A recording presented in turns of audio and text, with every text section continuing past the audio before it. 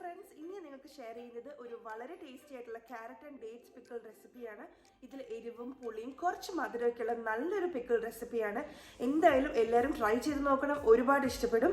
ഈ റെസിപ്പി ഈ വീഡിയോയിൽ തന്നെ ഞാൻ എങ്ങനെയാണ് കേട് കൂടാണ്ട് പിക്കിൾ ഒരുപാട് കാലം പ്രിസർവ് ചെയ്യുക എന്നുള്ളതൊക്കെ കുറച്ച് ടിപ്സ് എല്ലാം ഞാൻ നിങ്ങൾക്ക് പറഞ്ഞു തരുന്നുണ്ട്.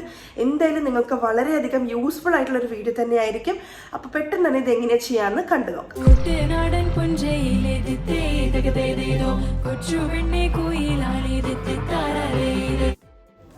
ഏറ്റവും ആദ്യം ഒരു നോൺ സ്റ്റിക്ക് പാനിലോട്ട് 1/4 കപ്പ് നല്ലെണ്ണ ഒഴിച്ചു കൊടുക്കണം. ഈ നല്ലെണ്ണയെ ഒന്ന് തിളപ്പിച്ചെടുക്കണം. മീഡിയം ഫ്ലെയിമിൽ ഇട്ടിട്ട് വേണം. ഇങ്ങനെ ചെറിയ ചെറിയ കുമിളകൾ വന്ന് തുടങ്ങുമ്പം ഫ്ലെയിം ഓഫ് ചെയ്തിട്ട് ഇത് മറ്റൊരു പാത്രത്തിലോട്ട് തണുക്കാനാക്കി മാറ്റി വെക്കണം. അതേ പാനിലോട്ട് ഏകദേശം 3 ടേബിൾ സ്പൂണോളം നല്ലെണ്ണ ചേർക്കുന്നുണ്ട്. ചൂടായ എണ്ണയിലോട്ട് 1 വലിയ ടീസ്പൂൺ കടുക് ഇട്ട് കൊടുക്കണം. കടുക് പൊട്ടിയതിന് ശേഷം ഒരു കൈ നിറയെ കറിവേപ്പില നന്നായിട്ട് കഴുകി ഒരു തുണിയും കൊണ്ട് തുടച്ചെടുത്തതിന് ശേഷം വെള്ളത്തിൻ്റെ അംശം ഒട്ടുപോലും പാടില്ല, അത് നമുക്കിതിലോട്ട് ഇട്ട് കൊടുക്കാം. ഇനി നമുക്ക് തീ കുറച്ച് വെച്ചിട്ട് ഇതിലോട്ട് 4 ഉണക്കമുളക് ചേർത്ത് കൊടുക്കാം. നമ്മൾ ഏത് സാധനം ഇടുമ്പോഴും ഇതിലോട്ട് ഒട്ടുപോലും വെള്ളാംശം പാടില്ല. അതുപോലെ തന്നെ നമ്മൾ തുടയ്ക്കാൻ ഉപയോഗിക്കുന്ന തുണിയാണെങ്കിൽ നല്ല വൃത്തിയുള്ള തുണി വേണം ഉപയോഗിക്കാനായിട്ട്. ഇതിൻ്റെ പുറകെ നീളത്തിൽ അരിഞ്ഞിട്ടുള്ള വെളുത്തുള്ളിയും ഇഞ്ചിയും ചേർത്ത് കൊടുക്കണം. ഇഞ്ചി ഒരു വലിയൊരു കഷ്ണം ഇഞ്ചി എടുത്തിട്ടുണ്ടായിരുന്നു. വെളുത്തുള്ളി ഒരു കുടം വെളുത്തുള്ളി എടുത്തിട്ടുണ്ട്. ഏകദേശം ഒരു 10-11 വലിയ വെളുത്തുള്ളി ഉണ്ടായിരുന്നു. തീരെ ചെറിയ വെളുത്തുള്ളിയൊക്കെ ആണെങ്കിൽ കുറച്ചും കൂടെ കൂടുതൽ കാണും. അപ്പോൾ അത് മുഴുവനായിട്ട് ഇതുപോലെ നീളത്തിൽ അരിഞ്ഞ് ചേർത്ത് കൊടുത്ത് വഴച്ചെടുക്കുക. ഇഞ്ചി വെളുത്തുള്ളി ഒരുപാട് ബ്രൗൺ കളറായി പോകേണ്ട ആവശ്യമില്ല, എന്നാൽ അത് ഒരുവിധം മൂത്ത് കിട്ടണം. അങ്ങനെ കറക്റ്റായിട്ട് മൂത്ത് കിട്ടിക്കഴിയുമ്പോൾ നമുക്കിതിലോട്ട് പൊടികളെല്ലാം ചേർത്ത് തുടങ്ങണം. പൊടികൾ ചേർക്കുമ്പോൾ എപ്പോഴും തീ ഏറ്റവും കുറച്ച് വെച്ച് വേണം ചേർക്കാനായിട്ട്. കൂടുതൽ തീ ഉണ്ടെങ്കിൽ അത് ചിലപ്പോൾ കരിഞ്ഞു പോകാനൊക്കെ സാധ്യതയുണ്ട്. ഇതിപ്പം 1/2 ടീസ്പൂൺ മഞ്ഞൾപ്പൊടിയാണ് ചേർത്ത് കൊടുത്തിട്ടുണ്ടായിരുന്നത്. ഇതിനെ നമുക്ക് നന്നായിട്ട് മിക്സ് ചെയ്തെടുക്കാം. ഇതിൻ്റെ പുറകെ തന്നെ നമുക്കിതിലോട്ട് കാശ്മീരി ചില്ലി പൗഡർ ചേർത്ത് കൊടുക്കാം. കാശ്മീരി ചില്ലി പൗഡർ ആകുമ്പോൾ നല്ല റെഡ് കളർ കിട്ടും.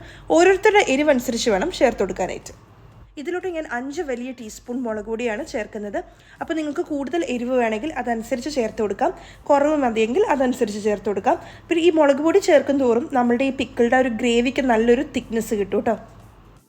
ഇനി നമുക്കിതിന് ഏകദേശം ഒരു 6 മിനിറ്റിനുള്ളിൽ തന്നെ ഇതിനെ വഴച്ചെടുത്ത് ഇതിൻ്റെ പച്ചമണമെല്ലാം മാറ്റിയെടുക്കണം. അപ്പോൾ ഇതിൻ്റെ കുത്തല പോകണമെങ്കിൽ നന്നായിട്ട് ഇതിൻ്റെ പച്ചക്കുത്തല മാറണമെങ്കിൽ നന്നായിട്ട് വഴച്ചെടുക്കണം. വഴച്ചെടുക്കുമ്പം ഞാൻ നേരത്തെ പറഞ്ഞോണം ഒരുപാട് തീ കൂട്ടി വെക്കരുത്. തീ കൂട്ടി വെച്ചിട്ടുണ്ടെങ്കിൽ അതിങ്ങനെ കരിഞ്ഞു പോകും, പിന്നെ ഒന്നിനും കൊള്ളില്ല നമ്മുടെ അച്ചാറ്. അപ്പോൾ ഏറ്റവും തീ കുറച്ച് വെച്ചിട്ട് നന്നായിട്ട് കണ്ടിന്യൂസ് ആക്കി വഴച്ചിക്കൊണ്ടിരിക്കണം. കൈ എടുക്കാണ്ട് വഴച്ച് അതിൻ്റെ പച്ചമണം മാറ്റിയിട്ടുണ്ടാവണം. ഏകദേശം 5 മിനിറ്റ് വഴച്ചതിന് ശേഷം ഇതിലോട്ട് ഒരു ചെറിയ ടീസ്പൂൺ ഉലുവ പൊടിച്ചത് ചേർത്ത് കൊടുക്കാം. കൂടുതൽ ചേർക്കരുത്. കൂടുതൽ ഉലുവ പൊടിച്ച് ചേർക്കുകയാണെങ്കിൽ ഇതിൽ ഭയങ്കര ഒരു കയ്പ്പ് രുചി മുന്നിട്ട് നിൽക്കും. അങ്ങനെ വരാൻ പാടില്ല.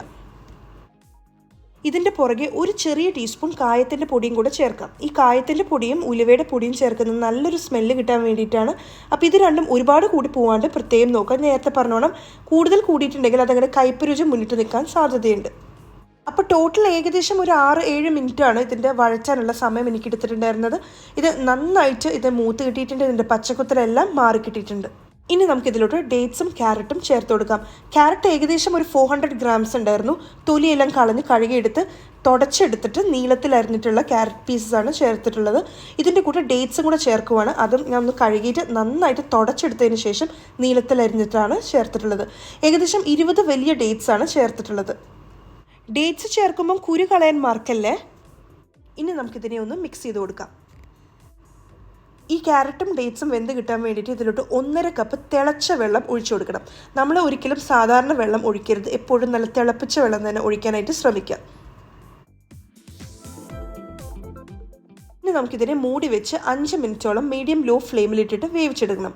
ഈ സമയത്ത് ഞാൻ ഉപ്പൊന്നും ചേർക്കുന്നില്ല. ഉപ്പ് പിന്നീടാണ് ചേർക്കുന്നത്. ഇതിപ്പോൾ ഏകദേശം 6 മിനിറ്റ് ആയിട്ടുണ്ട്. ഇനി നമുക്കിതിലോട്ട് വിനീഗർ ഒഴിച്ചു കൊടുക്കാം. 1 കപ്പ് വിനീഗറാണ് ഒഴിക്കാൻ പോകുന്നത്. എനിക്ക് ഈ 1 കപ്പ് വിനീഗർ ഈ ഒരു മെഷർമെൻറ്റിൽ വളരെ പെർഫെക്റ്റ് ആയിട്ടാണ് എനിക്ക് തോന്നുന്നത്. പക്ഷേ നിങ്ങളുടെ പുളിക്കനുസരിച്ച് ചെറിയ രീതിയിൽ വ്യത്യാസം വരുത്തണമെങ്കിൽ വരുത്താം. ഏറ്റവും അവസാനം എന്തെങ്കിലും കാരണവശാലും നമുക്കിപ്പോൾ പുളി കുറവ് തോന്നുവാണെങ്കിൽ കുറച്ചുകൂടെ വിനീഗർ ചേർക്കണമെങ്കിൽ ചേർക്കാം. പക്ഷേ യാതൊരു കാരണവശാലും പച്ച വിനീഗർ ചേർക്കരുത്. കുറച്ച് വിനീഗർ തിളപ്പിച്ചിട്ടുണ്ടാവണം. ആ തിളപ്പിച്ച വിനീഗർ മാത്രം വേണം ചേർക്കാനായിട്ട്. ആവശ്യത്തിന് ഉപ്പും കൂടെ ചേർത്ത് കൊടുത്ത് ഒന്ന് മിക്സ് ചെയ്ത് കൊടുക്കുക. അതിനുശേഷം ഇതിനെ കവർ ചെയ്ത് വെച്ച് നന്നായിട്ട് തിളപ്പിച്ചെടുക്കാം. ഈ ക്യാരറ്റ് ഒരുപാട് അങ്ങോട്ട് വെന്ത് ഉടഞ്ഞു കിട്ടുന്നവരെ വേവിക്കേണ്ട ആവശ്യമില്ല. നമ്മൾ പിക്കിൾ കഴിക്കുമ്പോൾ ഒരു ചെറിയൊരു ബൈറ്റ് കിട്ടണം. അപ്പോൾ അത്രയും വേവിച്ചെടുത്താൽ മതി. എന്നാൽ തീരെ വേവ് കുറയാനും പാടില്ല. അപ്പോൾ ഇതുപോലെ നന്നായിട്ട് നമുക്ക് ആവശ്യത്തിന്, അതായത് എത്രത്തോളം ഗ്രേവി വേണം അത്രയും നിങ്ങൾക്ക് തിളപ്പിച്ചെടുക്കാം. ഇപ്പോൾ ഇൻ കേസ് ഇപ്പോൾ നിങ്ങൾക്ക് തോന്നുവാണ് കുറച്ചും കൂടെ ഗ്രേവി വേണം തോന്നുവാണെങ്കിൽ തന്നെ കുറച്ചുകൂടെ വെള്ളം നിങ്ങൾക്ക് ചേർത്ത് കൊടുക്കാം. പക്ഷേ എപ്പോഴും തിളപ്പിച്ച വെള്ളം തന്നെ ചേർക്കാനായിട്ടും പ്രത്യേകം ശ്രദ്ധിക്കാം. ഈ ഒരു പിക്കിളിൽ ഡേറ്റ്സ് ഉള്ളതുകൊണ്ട് തന്നെ ചെറിയൊരു മധുരം എന്തായാലും ഉണ്ടാവും. അപ്പം ഞാനൊന്ന് ടേസ്റ്റ് ചെയ്ത് നോക്കിയപ്പോൾ എനിക്കൊരു കുറച്ച് മധുരത്തിൻ്റെ കുറവ് തോന്നി. പക്ഷേ അതുകൊണ്ട് ഞാനൊരു 1/4 ടീസ്പൂൺ പഞ്ചസാരയാണ് നേരത്തെ ചേർത്തിട്ടുണ്ടായിരുന്നത്. അതും കൂടെ ചേർത്തപ്പോൾ എനിക്ക് ഒന്നും കൂടെ ഒരു ബാലൻസ് കിട്ടിയോടെന്ന് തോന്നി ടേസ്റ്റിന്. അപ്പോൾ നിങ്ങളൊന്ന് ടേസ്റ്റ് ചെയ്ത് നോക്കുക.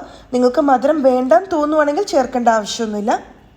അങ്ങനെ കുറച്ച് സമയം മൂടി വെച്ച് മീഡിയം ടു മീഡിയം ലോ ഫ്ലെയിമിലിട്ട് തിളപ്പിച്ചെടുത്ത് കഴിയുമ്പോഴേക്കും നമ്മുടെ പിക്കിൾ നല്ല പെർഫെക്റ്റ് കൺസിസ്റ്റൻസി ആയിട്ട് റെഡിയായി കിട്ടിയിട്ടുണ്ട്. ക്യാരറ്റ് ആണെങ്കിൽ അങ്ങനെ വെന്ത് ഉടഞ്ഞു പോയിട്ടില്ല. ചെറിയൊരു ക്രഞ്ച് അതിനിപ്പോഴും ഉണ്ട്. അതേസമയം കുറച്ചൊക്കെ വെന്ത് കിട്ടിയിട്ടുണ്ട്. ഇതിൻ്റെ ഗ്രേവിയൊക്കെ നല്ല പെർഫെക്റ്റ് കൺസിസ്റ്റൻസി ആയിട്ട് കിട്ടിയിട്ടുണ്ട്. ഇനി നമുക്കിത് ഓഫ് ചെയ്തിട്ട് ഇതെങ്ങനെയാണ് നമ്മൾ പ്രിസർവ് ചെയ്യുക എന്നുള്ളതും കാണിച്ചു തരാം.